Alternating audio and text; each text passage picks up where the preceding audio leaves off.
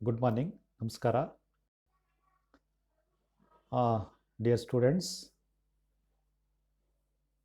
ಇವತ್ತು ಸಾಮಾಜಿಕ ಸಂಘಟನೆ ಅನ್ನುವಂತಹ ವಿಚಾರವನ್ನು ಮಾತಾಡೋಣ. ಅದಕ್ಕೂ ಮುಂಚೆ ನನ್ನ ಒಂದು ಕಿರು ಪರಿಚಯ. ನನ್ನ ಹೆಸರು ಡಾಕ್ಟರ್ ಹೇಮಾನಾಯಕ್, ಸಮಾಜಶಾಸ್ತ್ರದ ಸಹಾಯಕ ಪ್ರಾಧ್ಯಾಪಕರು. ಇವತ್ತು ಪ್ರಥಮ ಪದವಿಯ ಸಮಾಜಶಾಸ್ತ್ರ ವಿಷಯದ 2ನೇ ಅಧ್ಯಾಯದಲ್ಲಿ ಬರುವಂತಹ ಸಾಮಾಜಿಕ ಸಂಘಟನೆ, ಅದರ ಅರ್ಥ, ವ್ಯಾಖ್ಯೆಗಳನ್ನು ನಾವು ಇವತ್ತು ಈ ತರಗತಿಯಲ್ಲಿ ತಿಳಿದುಕೊಳ್ಳೋಣ. ಅದಕ್ಕೂ ಮುಂಚೆ ನಾವು ಕಳೆದ ತರಗತಿಯಲ್ಲಿ ಯಾವ ವಿಚಾರದ ಬಗ್ಗೆ ಪ್ರಸ್ತಾಪ ಮಾಡಿದೋ ಅನ್ನೋದನ್ನು ನೋಡೋಣ.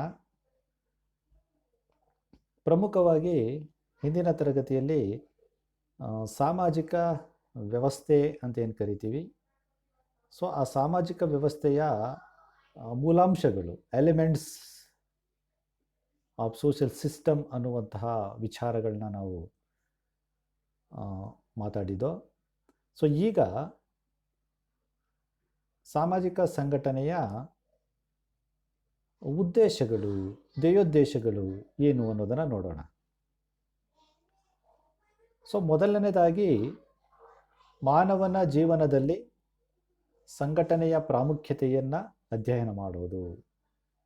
ಅಂದರೆ ಮಾನವ ಏನಿದ್ದಾನೆ, ಅವನ ಜೀವನದಲ್ಲಿ ಸಂಘಟನೆ ಎಷ್ಟು ಮುಖ್ಯ ಅನ್ನುವಂತಹ ವಿಚಾರವನ್ನು ನಾವು ಇಲ್ಲಿ ಉದ್ದೇಶವಾಗಿ ನೋಡಬೇಕು. ಅದೇ ರೀತಿ ಸಾಮಾಜಿಕ ಸಂಘಟನೆಯ ಸ್ವರೂಪಗಳನ್ನು ನಾವು ನೋಡಬೇಕಾಗುತ್ತೆ. ಅದೇ ರೀತಿ ಈ ಸಾಮಾಜಿಕ ಸಂಘಟನೆಯ ಪ್ರಕಾರಗಳು ಮತ್ತು ಅವುಗಳ ಅನುಕೂಲತೆಗಳು ಹೇಗೆ ಮಾನವನಿಗೆ ಅನಿವಾರ್ಯ ಅನ್ನುವಂತಹ ವಿಚಾರ, ಇವುಗಳನ್ನು ನಾವು ಸಾಮಾಜಿಕ ಸಂಘಟನೆಯ ಧ್ಯೇಯೋದ್ದೇಶಗಳಲ್ಲಿ ನೋಡ್ತಾ ಹೋಗ್ತೀವಿ. ಸೊ ಹಾಗೆಯೇ ಮುಂದುವರೆದು ಈ ಲರ್ನಿಂಗ್ ಆಬ್ಜೆಕ್ಟಿವಿಟೀಸ್, ಕಲಿಕೆಯ ಏನು ಈ ಸಾಮಾಜಿಕ ಸಂಘಟನೆ ಅನ್ನುವಂಥ ವಿಚಾರ ಏನಿದೆ, ವಸ್ತು ವಿಷಯ ಏನಿದೆ, ಈ ಪರಿಕಲ್ಪನೆ ಏನಿದೆ, ಈ ಪರಿಕಲ್ಪನೆಯಿಂದ ಕಲಿಯುವಂತಹದ್ದು ಏನು, ನಮಗೆ ಈ ಕಲಿಕೆಯ ಉದ್ದೇಶಗಳೇನು ಅಂತ ಬಂದಾಗ, ಒಂದು ಸಾಮಾಜಿಕ ಸಂಘಟನೆಯನ್ನು ಅರ್ಥ ಮಾಡಿಕೊಳ್ಳುವುದು. ಎರಡನೇದು, ಸಮಾಜದಲ್ಲಿ ಸಾಮಾಜಿಕ ಸಂಘಟನೆಯ ಪ್ರಾಮುಖ್ಯತೆಯನ್ನು ತಿಳಿದುಕೊಳ್ಳುವುದು. ಮೂರನೇದು, ಸಂಘಟನೆಗಳಿಗೆ ಜನರ ಸಹಮತ ಹೇಗಿದೆ ಎಂಬಂತಹ ವಿಚಾರವನ್ನು ತಿಳಿಯುವುದು. ಮತ್ತು ಸಾಮಾಜಿಕ ಸಂಘಟನೆಯನ್ನು ಸಮಾಜಶಾಸ್ತ್ರೀಯ ದೃಷ್ಟಿಕೋನದಲ್ಲಿ ಅಧ್ಯಯನ ಮಾಡೋದು. ಸೊ ಇಷ್ಟು ಇವತ್ತಿನ ಕಲಿಕೆಯ ಉದ್ದೇಶಗಳಾಗಿದೆ.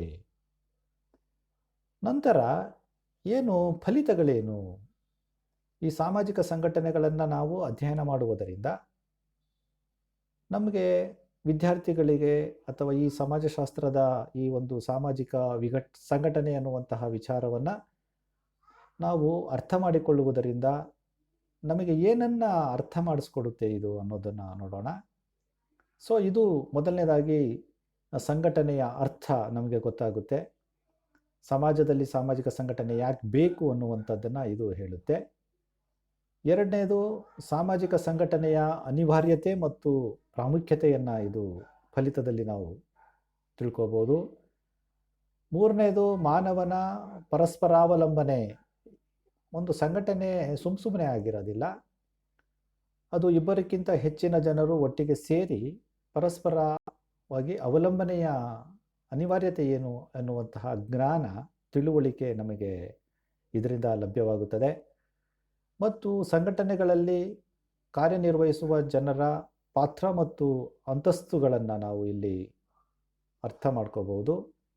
ಹಾಗೆಯೇ ಸಂಘಟನೆಯ ಪ್ರಕಾರಗಳ ಬಗ್ಗೆ ನಾವು ಈ ಮೂಲಕ ತಿಳಿಯಬಹುದು ಅನ್ನೋದು ಈ ಒಂದು ಪರಿಕಲ್ಪನೆಯ ಅಧ್ಯಯನದಿಂದ ನಮಗೆ ಸಿಗುವಂತಹ ಔಟ್ಕಮ್ಸ್ ಅಂತ ಹೇಳ್ಬೋದು. ಸೊ ಇಷ್ಟು ಈ ಹಿಂದಿನ ತರಗತಿ ಮತ್ತು ಏನು ಈ ಒಂದು ಸಾಮಾಜಿಕ ಸಂಘಟನೆಯನ್ನು ನಾವು ಇವತ್ತು ಪಾಠದ ಮೂಲಕ ಕೇಳೋದ್ರಿಂದ ಆಗುವಂತಹ ಒಂದು ಫಲಿತಗಳನ್ನು ನೋಡಿದೋ. ಸೊ ಮುಂದೆ ಒಂದು ಪ್ರಮುಖವಾದಂತಹ ವಿಚಾರ ಸಾಮಾಜಿಕ ಸಂಘಟನೆ, ಅದರ ಅರ್ಥ ಮತ್ತು ವ್ಯಾಖ್ಯೆಗಳು ಅನ್ನುವಂಥದ್ದು ಇವತ್ತಿನ ಈ ಒಂದು 16ನೇ ಸೆಷನ್ ಅಂತ ಏನು ಕರಿತೀವಿ, ಈ 16ನೇ ಸೆಷನ್ನಲ್ಲಿ ಮುಖ್ಯವಾಗಿ ನಾವು ನೋಡ್ತೀವಿ ಇದು. ಸೊ ಸಾಮಾಜಿಕ ಸಂಘಟನೆ ಎಂದರೇನು ನೋಡಿ. ಯಾವುದೇ ಒಬ್ಬ ವ್ಯಕ್ತಿ ಸಮಾಜದಲ್ಲಿ ತಮ್ಮ ಗುರಿ ಉದ್ದೇಶಗಳನ್ನು ಈಡೇರಿಸಿಕೊಳ್ಳೋಕ್ಕಾಗಿ ಹಲವಾರು ಜನರು ಸೇರಿಕೊಂಡು ವ್ಯವಸ್ಥಿತವಾಗಿ ಮಾಡಿಕೊಂಡಿರುವಂತಹ ಒಂದು ವ್ಯವಸ್ಥೆಯೇ ಸಂಘಟನೆ ಅಂತ ಹೇಳಿ ನಾವು ಕರಿಬಹುದು. ಅಂದರೆ ಏನು ಸಮಾಜದಲ್ಲಿ ಮಾನವರು ಏನಿರ್ತಾರೆ ಅವರು ತಮ್ಮದೇ ಆದಂತಹ ಒಂದು ಗುರಿ ಉದ್ದೇಶಗಳನ್ನು ಈಡೇರಿಸ್ಕೊಳ್ಳೋಕ್ಕೋಸ್ಕರ ವ್ಯವಸ್ಥಿತವಾಗಿ ಮಾಡಿಕೊಂಡಿರ್ತಾರೆ. ಅದನ್ನು ನಾವು ಸಂಘಟನೆ ಅಂತ ಹೇಳಿ ಕರಿತೀವಿ ಅಂತ ಹೇಳ್ತೀವಿ. ಸಂಘಟನೆ ಮಾನವ ಸಮಾಜಕ್ಕೆ ಅತಿ ಪ್ರಮುಖವಾದಂತಹದ್ದು. ಕಾರಣ ಮಾನವ ಸಂಘಜೀವಿ. ಒಂದಲ್ಲ ಒಂದು ರೀತಿಯಲ್ಲಿ ಅವನು ಸಂಘಟನೆಯ ಒಳಗಡೆನೇ ವಾಸವಾಗಿರ್ತಾನೆ ಮತ್ತು ಸಂಘಟನೆಯನ್ನು ಮಾಡಿಕೊಂಡಿರ್ತಾನೆ. ಮತ್ತು ಸಮಾಜದಲ್ಲಿ ಸಂಘಟನೆಯ ಮುಖಾಂತರವೇ ತನ್ನ ಪಾತ್ರಗಳನ್ನು, ಕರ್ತವ್ಯಗಳನ್ನು, ಜವಾಬ್ದಾರಿಗಳನ್ನು ಆತ ನಿರ್ವಹಿಸಬೇಕಾಗ್ತದೆ. ಹಾಗಾಗಿ ಸಂಘಟನೆ ಅದರಲ್ಲೂ ಆಧುನಿಕ ಸಮಾಜದಲ್ಲಿ ತುಂಬ ಪ್ರಮುಖವಾದಂತಹ ಪಾತ್ರ ಮತ್ತು ಪ್ರಾಮುಖ್ಯತೆಯೊಂದಿಗೆ ಇವತ್ತು ನಡೀತಾ ಇದೆ. ಆಧುನಿಕವಾದಂತಹ ನಾಗರಿಕ ಸಮಾಜ ಬೃಹತ್ ಪ್ರಮಾಣದಲ್ಲಿ ಬೆಳವಣಿಗೆ ಆದಂಗೆ ಸಂಘಟನೆಗಳೂ ಸಹ ಬೃಹತ್ ಪ್ರಮಾಣದಲ್ಲಿ ಇವತ್ತು ಅಭಿವೃದ್ಧಿಯ ಕಡೆಗೆ ಸಾಗ್ತಾ ಇದೆ. ನಮ್ಮ ಸಮಾಜ ಸಂಘಟನೀಯ ಸಮಾಜ. ಅದರಲ್ಲಿ ನಾವುಗಳು ಬದುಕಿದ್ದೇವೆ. ನಮ್ಮ ಬೇಕು ಬೇಡಗಳನ್ನು ಸಂಘಟನೆಗಳ ಮೂಲಕ ಈಡೇರಿಸ್ಕೊಳ್ತಾ ಇದ್ದೇವೆ. ಸಾಮಾಜಿಕ ಸಂಘಟನೆ ಅಂದರೆ ಏನು ಅಂದರೆ ಅವನ ಅವಶ್ಯಕತೆಗಳನ್ನು, ಬೇಕು ಬೇಡಗಳನ್ನು ಈಡೇರಿಸ್ಕೊಳ್ಳೋದು. ಇದಕ್ಕೆ ಪೂರಕವಾಗಿರುವಂತೆ ಆಗಸ್ಟ್ ಕಾಮ್ಟೆರ್ ಅವರು ಒಂದು ಮಾತನ್ನು ಹೇಳ್ತಾರೆ. ಅವರ ಪ್ರಕಾರ ಏನಂದರೆ ಸಂಘಟನೆ ಅಂದರೆ ಸಾಮಾಜಿಕ ಒಪ್ಪಿಗೆ ಅಥವಾ ಸಾಮಾಜಿಕ ಸಹಮತದ ಆಧಾರದ ಮೇಲೆ ರೂಪುಗೊಂಡಿರುವ ಒಂದು ವ್ಯವಸ್ಥೆಯೇ ಸಾಮಾಜಿಕ ಸಂಘಟನೆ ಅಂತ ಹೇಳಿ ಕರೀತಾರೆ. ನಿಜ ಅದು. ಸಮಾಜದ ಒಪ್ಪಿಗೆ ಮತ್ತು ಸಮಾಜದ ಸಹಮತದ ಆಧಾರದ ಮೇಲೆ ರೂಪುಗೊಂಡಿರುವಂಥ ಒಂದು ವ್ಯವಸ್ಥೆ. ಸಮಾಜ ವಿವಿಧ ಭಾಗಗಳನ್ನು ಹೊಂದಿದೆ. ಅದು ಕುಟುಂಬ ಆಗಿರಬಹುದು, ಶಿಕ್ಷಣ ವ್ಯವಸ್ಥೆ ಆಗಿರಬಹುದು, ಧಾರ್ಮಿಕ ವ್ಯವಸ್ಥೆ ಆಗಿರಬಹುದು, ಆರ್ಥಿಕ ವ್ಯವಸ್ಥೆ ಆಗಿರಬಹುದು. ಹೀಗೆ ಇತ್ಯಾದಿ ವ್ಯವಸ್ಥೆಗಳನ್ನು ನಾವು ಸಂಘಟನೆಗಳ ನಡುವಿನ ಅಂತರ ಸಂಬಂಧಗಳು ಮತ್ತು ಅಂತರ ಅವಲಂಬನೆಯನ್ನು ಇದು ತಿಳಿಸುತ್ತದೆ. ಈ ಪರಿಕಲ್ಪನೆ ಸಮಾಜದ ಉಳಿವಿಗಾಗಿ ಇದು ಕೆಲಸ ಮಾಡ್ತಾ ಇರ್ತದೆ. ಯಾವುದೇ ಒಂದು ಸಂಘಟನೆ ಆಗಿರಲಿ, ಅಲ್ಲಿ ಉದ್ದೇಶಿತವಾದಂತಹ ಒಂದು ಗುರಿ, ಆ ಗುರಿಯ ಸಾಧನೆಗಾಗಿ ರೂಪುಗೊಂಡಿರುವಂತಹ ಸಾಮಾಜಿಕ ಸಂಘಟನೆಗಳು ಸಮಾಜವು ಸಾಮಾಜಿಕ ಸಂಬಂಧಗಳ ಬಲೆಯಾಗಿ ರೂಪುಗೊಳ್ಳಲು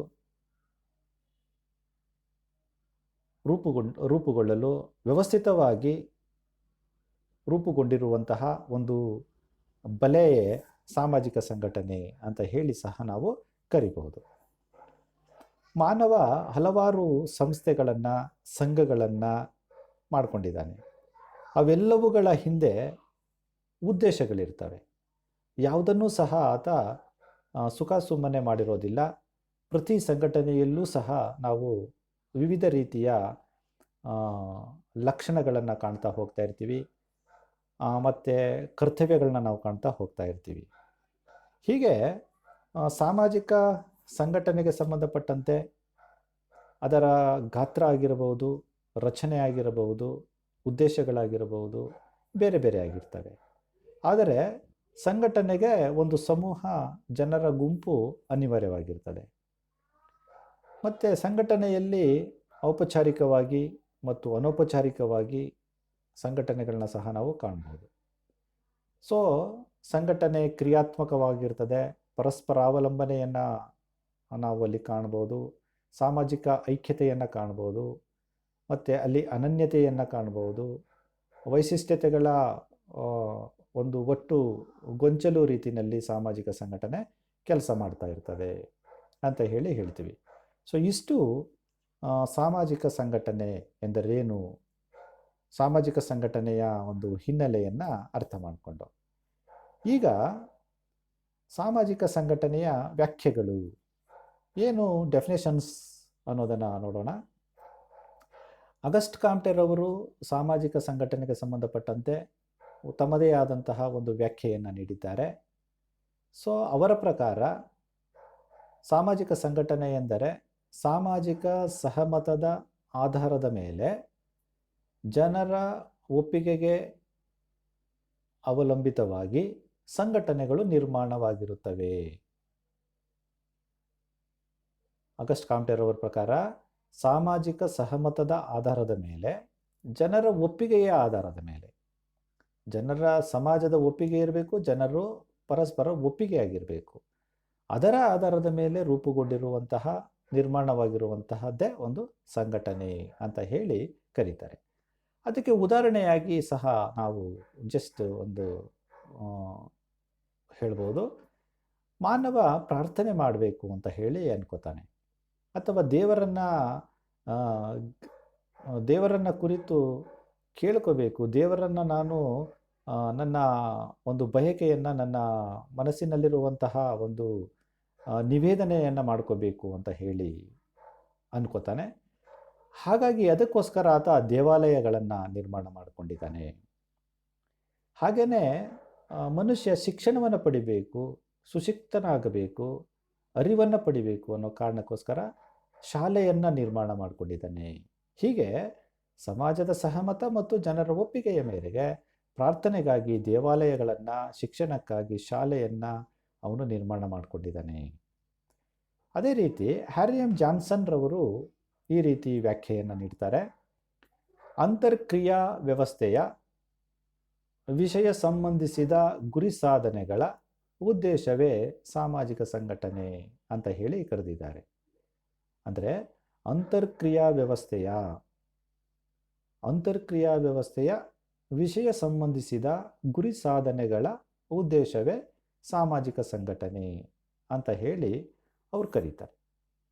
ಇಲ್ಲಿ ಏನು ಅಂತರ್ಕ್ರಿಯಾ ಅಂದರೆ ಪರಸ್ಪರ ವ್ಯಕ್ತಿಗಳು ಅಂತರ್ಕ್ರಿಯೆಯ ಮೂಲಕ ತಮ್ಮದೇ ಆದಂತಹ ವಿಷಯಗಳ ಸಂಬಂಧವಾಗಿ ಅದರ ಗುರಿ ಸಾಧನೆಗಾಗಿ ಉದ್ದೇಶಪೂರ್ವಕವಾಗಿ ಮಾಡಿಕೊಂಡಿರುತ್ತಾರೆ, ಅದೇ ಸಂಘಟನೆ ಅಂತ ಹೇಳಿ ಅರ್ಥ. ಹೀಗೆ ಸಾಮಾಜಿಕ ಸಂಘಟನೆಗೆ ಸಂಬಂಧಪಟ್ಟಂತೆ ತಮ್ಮದೇ ಆದಂತಹ ವಿಚಾರಗಳನ್ನು ಇಲ್ಲಿ ನಾವು ವ್ಯಾಖ್ಯೆಗಳಲ್ಲಿ ನೋಡ್ತಾ ಹೋದೋ. ಸೊ ಮುಂದುವರೆದು ಸಾಮಾಜಿಕ ಸಂಘಟನೆಯ ಪ್ರಕಾರಗಳು ಅಂತ ಹೇಳಿ ಪ್ರಮುಖವಾಗಿ ಮತ್ತೊಂದು ವಿಚಾರ ಇಲ್ಲಿ ಇವತ್ತಿನ ತರಗತಿಯಲ್ಲಿ ನೋಡೋಣ. ಸಾಮಾಜಿಕ ಸಂಘಟನೆಯ ಪ್ರಕಾರಗಳು, ಟೈಪ್ಸ್ ಆಫ್ ಸೋಷಿಯಲ್ ಆರ್ಗನೈಜೇಷನ್ ಅನ್ನುವಂಥದ್ದನ್ನು ನಾವು ಇಲ್ಲಿ ನೋಡುವ. ನೋಡಿ ಡಿಯರ್ ಸ್ಟೂಡೆಂಟ್ಸ್, ಯಾವುದೇ ಒಂದು ಸಂಘಟನೆ ಅಂದಾಗ ಎಲ್ಲ ಸಂಘಟನೆಗಳು ಫಾರ್ಮಲ್ ಆಗಿ ಇರೋದಿಲ್ಲ, ಎಲ್ಲ ಸಂಘಟನೆಗಳು ಇನ್ಫಾರ್ಮಲ್ ಆಗಿ ಇರೋದಿಲ್ಲ. ಪ್ರಮುಖವಾಗಿ ಸಮಾಜದಲ್ಲಿ ಮಾನವ ನಿರ್ಮಾಣ ಮಾಡಿಕೊಂಡಿರುವಂತಹ ಸಂಘಟನೆಗಳನ್ನು ಎರಡು ಭಾಗಗಳಾಗಿ ವಿಭಾಗವನ್ನು ಮಾಡಲಾಗಿದೆ. ಒಂದನ್ನು ನಾವು ಔಪಚಾರಿಕ ಸಂಘಟನೆ ಅಂತ ಹೇಳಿ ಕರಿತೀವಿ, ಎರಡನೇದನ್ನು ನಾವು ಅನೌಪಚಾರಿಕ ಸಂಘಟನೆ ಅಂತ ಹೇಳಿ ಕರಿತೀವಿ. ಏನು ಫಾರ್ಮಲ್ ಆರ್ಗನೈಸೇಷನ್, ಔಪಚಾರಿಕ ಸಂಘಟನೆ ಅಂದರೆ ಮನುಷ್ಯ ಸಾಮಾಜಿಕ ಜೀವನದಲ್ಲಿ ತನ್ನದೇ ಆದಂತಹ ನಿಶ್ಚಿತವಾದಂತಹ ಗುರಿಗಳನ್ನು ಸಾಧಿಸೋಕ್ಕೋಸ್ಕರ ಉದ್ದೇಶಪೂರ್ವಕವಾಗಿ ಸ್ಥಾಪಿತವಾಗಿರುವಂತಹ ಒಂದು ವ್ಯವಸ್ಥೆಯೇ ಔಪಚಾರಿಕ ಸಂಘಟನೆ ಅಂತ ಹೇಳಿ ಕರಿತೀವಿ. ಅಂದರೆ ಸಾಮಾಜಿಕ ವ್ಯವಸ್ಥೆಯಲ್ಲಿ ಮಾನವ ತನ್ನ ಗುರಿ ಸಾಧನೆಗಾಗಿ ಉದ್ದೇಶಪೂರ್ವಕವಾಗಿ, ಇಲ್ಲಿ ತುಂಬ ಇದು ಇಂಪಾರ್ಟೆಂಟು, ಉದ್ದೇಶ ಇರಬೇಕು. ಸುಮ್ಮನೆ ಮಾಡಿದ್ರೆ ಅದು ಔಪಚಾರಿಕ ಸಂಘಟನೆ ಆಗೋದಿಲ್ಲ. ಅಲ್ಲಿ ಉದ್ದೇಶಪೂರ್ವಕವಾದಂತಹ ಕೆಲವು ನೀತಿ ನಿಯಮಗಳನ್ನು ಹೊಂದಿರುವಂತಹ, ಕೆಲವು ಷರತ್ತುಗಳನ್ನು ಒಳಗೊಂಡಿರುವಂತಹ, ಹಲವಾರು ನಿಯಂತ್ರಣಗಳನ್ನು ಹೊಂದಿರುವಂತಹ, ಷರತ್ತುಗಳನ್ನು ಹೊಂದಿರುವಂತಹ ವ್ಯವಸ್ಥೆಯನ್ನು ನಾವು ಔಪಚಾರಿಕ ಸಂಘಟನೆ ಅಂತ ಹೇಳಿ ಕರಿತೀವಿ. ಅದಕ್ಕೆ ಪೂರಕವಾಗಿ ಉದಾಹರಣೆಯನ್ನು ಕೊಡೋದಾದರೆ ಶಾಲೆ, ಕಾಲೇಜು, ಕಚೇರಿ, ಕಾರ್ಖಾನೆ, ನ್ಯಾಯಾಲಯ, ಬ್ಯಾಂಕು, ಸೊ ಇತ್ಯಾದಿಗಳನ್ನು ನಾವು ಔಪಚಾರಿಕ ಸಂಘಟನೆಗೆ ಉದಾಹರಣೆಯಾಗಿ ನಾವು ಕೊಡಬಹುದು. ಸೊ ಇಲ್ಲೆಲ್ಲವೂ ಕೂಡ ಉದಾಹರಣೆಗೆ ಶಾಲಾ ಕಾಲೇಜ್ ಆಗ್ಬೋದು, ಕಚೇರಿ ಆಗ್ಬೋದು, ಅದಕ್ಕೆ ಪರ್ಟಿಕ್ಯುಲರ್ ಆದಂತಹ ಒಂದು ಟೈಮ್ ಆಗಿರ್ಬೋದು, ನಿಗದಿಯಾದಂತಹ ಸಮಯ ಅಂತ ಏನು ಕರಿತೀವಿ ಅದಿರುತ್ತೆ. ಅಲ್ಲಿ ನಿರ್ದಿಷ್ಟವಾದಂತಹ ಅಧಿಕಾರಿಗಳು ಅಥವಾ ಸಂಬಂಧಪಟ್ಟಂತಹ ಸ್ಟಾಫ್ ಅಂತ ಏನು ಕರಿತೀವಿ ಅವರು ಕೆಲಸ ಮಾಡ್ತಿರ್ತಾರೆ. ಅವರೆಲ್ಲರಿಗೂ ಕೂಡ ಒಂದು ಸರ್ಕಾರದ ಅಥವಾ ಆ ಒಂದು ಔಪಚಾರಿಕ ಸಂಘಟನೆಯ ನೀತಿ ನಿಯಮಗಳು ಮತ್ತು ಇತರೆ ಷರತ್ತುಗಳಿಗೆ ಅವರು ಬದ್ಧರಾಗಿರ್ತಾರೆ. ಹೀಗೆ ಪ್ರತಿಯೊಂದು ಕೂಡ ಅಲ್ಲಿ ನಿಯಮಬದ್ಧವಾಗಿರ್ತದೆ. ಸೊ ಅಂತಹ ಒಂದು ಸಂಘಟನೆಗಳನ್ನು ನಾವು ಔಪಚಾರಿಕ ಸಂಘಟನೆ ಅಂತ ಹೇಳಿ ಕರಿತೀವಿ. ಇನ್ನು ಎರಡನೇದು ಅನೌಪಚಾರಿಕ ಸಂಘಟನೆ. ಏನು ಅನೌಪಚಾರಿಕ ಸಂಘಟನೆ? ಇನ್ಫಾರ್ಮಲ್. ಔಪಚಾರಿಕ ಸಂಘಟನೆಯ ವಿರುದ್ಧವಾದಂತಹ, ತದ್ವಿರುದ್ಧವಾದಂತಹ ಗುಣಲಕ್ಷಣಗಳನ್ನು ಹೊಂದಿರೋದೇ ಅನೌಪಚಾರಿಕ ಸಂಘಟನೆ. ಇಲ್ಲಿಯ ವ್ಯಕ್ತಿಗಳಲ್ಲಿ, ಇಲ್ಲಿಯ ಒಂದು ವ್ಯವಸ್ಥೆಯಲ್ಲಿ ಯಾವುದೇ ರೀತಿಯ ನಿರ್ದಿಷ್ಟವಾದಂತಹ ಗುರಿ ಉದ್ದೇಶಗಳು ಇರುವುದಿಲ್ಲ. ಇಲ್ಲಿ ಸೀಮಿತವಾದ ವ್ಯಕ್ತಿಗಳ ನಡುವೆ ಮುಖಾಮುಖಿ ಒಂದು ತಕ್ಷಣಕ್ಕೆ ಒಂದು ಮುಖಾಮುಖಿಯಾದಂತಹ ಒಂದು ಸಮೂಹ ನಿರ್ಮಾಣ ಆಗುತ್ತೆ. ಆನಂತರ ಅದು ಇದ್ದಕ್ಕಿದ್ದಂಗೆ ಅಲ್ಲಿಂದ ಮಾಯ ಆಗಿಬಿಡುತ್ತೆ. ಸೊ ಅಲ್ಲಿಂದ ಚೆದರು ಹೋಗ್ಬಿಡುತ್ತೆ. ಅದಕ್ಕೆ ನಿರ್ದಿಷ್ಟವಾದಂತಹ ಒಂದು ಯಾವುದೇ ರೀತಿಯ ಒಂದು ಶಾಶ್ವತವಾದಂತಹ ಅಥವಾ ಒಂದು ಷರತ್ತುಬದ್ಧವಾದಂತಹ ನೀತಿ ನಿಯಮಗಳಾಗಲಿ ಅಲ್ಲಿ ಯಾವುದೂ ಸಹ ಇರೋದಿಲ್ಲ. ಸೊ ಇಂತಹ ಒಂದು ಸಂಘಟನೆಗಳನ್ನು ನಾವು ಅನೌಪಚಾರಿಕ ಸಂಘಟನೆ ಅಂತ ಹೇಳಿ ಕರಿತೀವಿ. ಅದಕ್ಕೆ ಉದಾಹರಣೆಯಾಗಿ ನಾವು ಹೇಳೋದಾದರೆ ಗೆಳೆಯರ ಬಳಗ, ಸಮವಯಸ್ಕರ ಒಂದು ಸಮೂಹ, ನೆರೆಹೊರೆ, ಸೊ ಇವುಗಳನ್ನು ನಾವು ಅನೌಪಚಾರಿಕ ಸಂಘಟನೆ ಅಂತ ಹೇಳಿ ಕರಿತೀವಿ. ಯಾಕೆ ಅಂದರೆ ಗೆಳೆಯರು ಇದ್ದಕ್ಕಿದ್ದಂಗೆ ಯಾವುದೋ ಒಂದು ಸಂತೋಷಕ್ಕೋಸ್ಕರ ಅಥವಾ ಯಾವುದೋ ಒಂದು ವಿಚಾರಕ್ಕೋಸ್ಕರ ಒಂದು ಕಡೆ ಸೇರ್ತಾರೆ ಮುಖಾಮುಖಿ.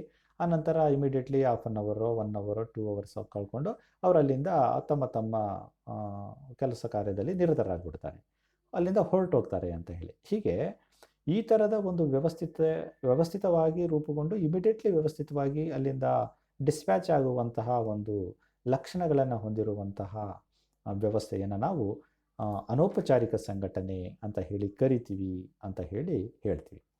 ಸೊ ಇಷ್ಟು ಸಾಮಾಜಿಕ ಸಂಘಟನೆಯ ಅರ್ಥ, ಸಾಮಾಜಿಕ ಸಂಘಟನೆಗೆ ಸಂಬಂಧಪಟ್ಟಂತೆ ಒಂದು ಸರಳವಾದಂತಹ ಮತ್ತು ಸಂಬಂಧಪಟ್ಟಂತಹ ವ್ಯಕ್ತಿಗಳು ನೀಡಿರುವಂತಹ ವ್ಯಾಖ್ಯೆಗಳು ಮತ್ತು ಸಾಮಾಜಿಕ ಸಂಘಟನೆಯ ವಿಧಗಳು ಅನ್ನೋದನ್ನು ನಾವು ಈಗ ನೋಡಿದ್ದೀವಿ. ಸೊ ಇಲ್ಲಿಗೆ ಇವತ್ತಿನ ಈ ಅಧ್ಯಾಯ ಮುಗೀತದೆ. ಸೊ ನೆಕ್ಸ್ಟು ನಾವು ಮತ್ತೊಂದು